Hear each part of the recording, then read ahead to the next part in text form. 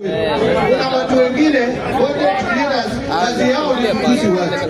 Kazi yao ni kuweka watu kwa sanduku watu wamekufa. Hiyo sasa si finally, very finally, wacha niongee juu ya taxation of wealth. Niongee hiyo. Taxation of wealth. Let me tell you, I don't know who said that thing. Who has said that? Sasa mimi sijaona mtu mwerevu kama wewe. Wacha nikwambie kitu. No, si mjanja, wewe ni mwerevu. Wacha kwanza nikwambie kitu. Listen to me. The taxation rule, taxation law calls for what we call equity. Equity is not equal. It means those who have more money should pay more taxes. Because for you to have money, you must be benefiting a lot from the economy than someone who does not have money. For me to have that big brand, it means that there is somewhere I am gaining from in the economy. Now, then there is need first to tax wealth. That is what the law says. You start with wealth before you go to trade. Trade should not be taxed. You tax wealth, then you go to income, then finally trade. Trade should not be taxed. Income should be taxed, but at a lower rate. What should be taxed is wealth. But when you attempt to tax wealth, because wealth is very difficult also to find. Wanajifija hapa hao watu wealth. Na wanatumia nyinyi to incite you to go to the streets to protect them.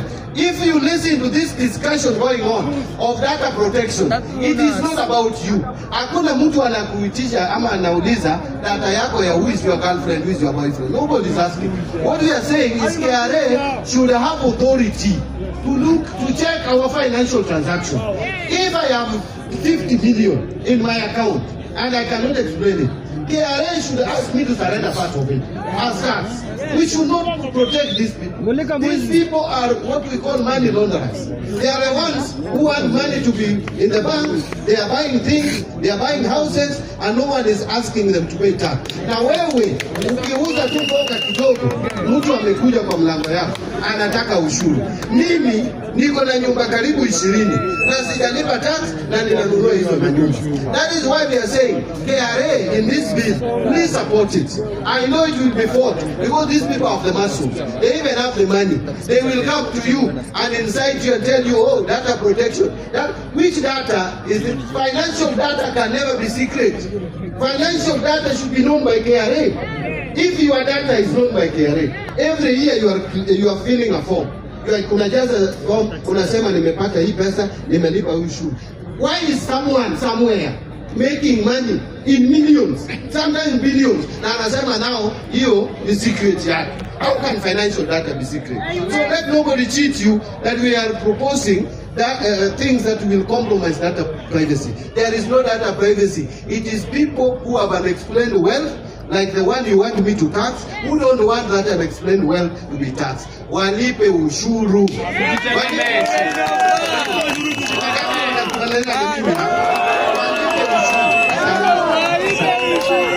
Mtazamaji, ukimwona waziri amesimama na ndio mgeni ni kama sasa ashakuwa mwenyeji hapa. Tunashukuru kwa majibu yake, lakini bado tuna muda mwingine. Tunakwenda mapumzikoni kidogo, tutakaporejea maswali mawili matatu, alafu namtaka waziri pia aganye dakika kidogo kwa mbunge wetu hapa katika kaunti ya Nairobi, Mheshimiwa Esther Passaris, pia aweze kutoa kauli yake kuhusiana na mswada wa fedha na mswada wa bajeti, alafu waziri Mbadi aweze kukamilisha. Lakini kwa sasa tunakwenda mapumzikoni.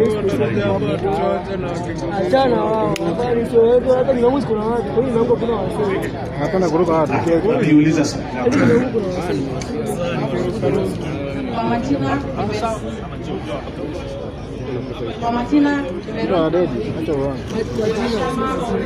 Kwa majina ni Veronica Mwaneki, mwanachama wa UDA. Niko na swali nataka niulize kuhusu GBV. What is the total Achana na Kizungu, ongea Kiswahili bana. Tuseme tu Kiswahili.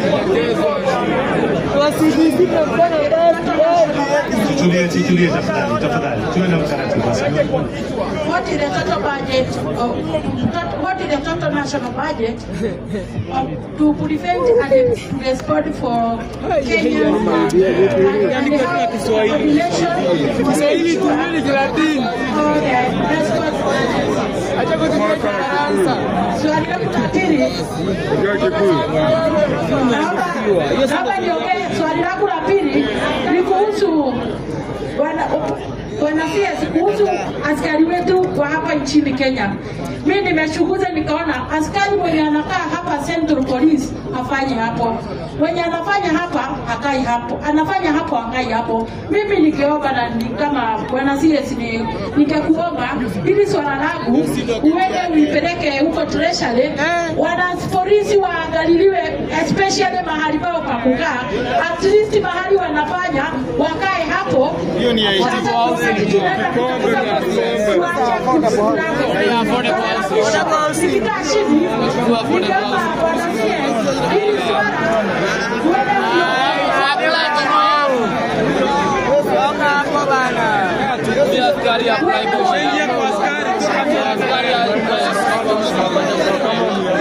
ukishaingia kwa askari toka tu hapo.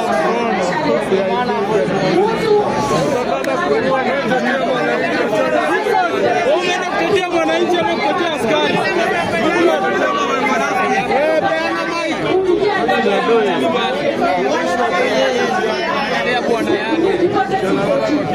Bwana yako ni askari. Bwana yake.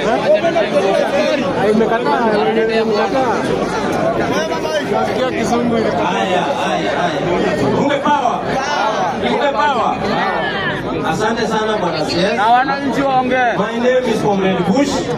I am the Bunge la Mwananchi Government Inspector.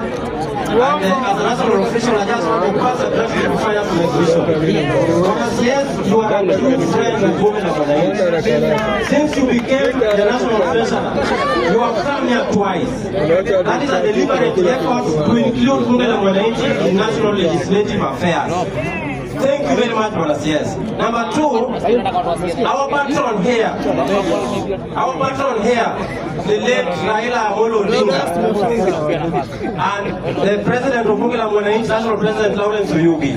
Right now, Bwana CS, we don't have patron. I hope the office of National President will introduce a motion to install you as the new patron of Bunge la Mwananchi. Now, my question is this, Bwana CS.